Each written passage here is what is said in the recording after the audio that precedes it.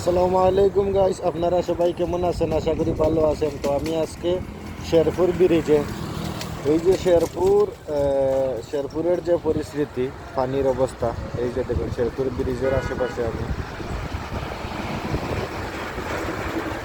আর এই যে পানির অবস্থা, এই যে দেখুন শেরপুর ব্রিজের আশেপাশে, এই যে আপনাদেরকে দেখানোর একটু চেষ্টা করলাম।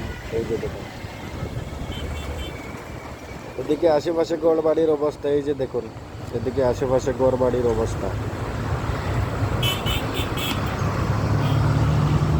এই যে দেখুন নদী নদী থেকে আরো অনেক উপরে পানি আছে, পানি খুব ভর্তি এই যে। আর আমি এই জায়গাটা খাড়া হয়েছি, এই জায়গার কিন্তু গাড়ি যাওয়া হওয়ার যে পরিস্থিতি, খুব মানে ব্রিজে খুব খাফের। এই যে দেখুন আমার সাইকেলে খাফের কেমনে, এই যে দেখুন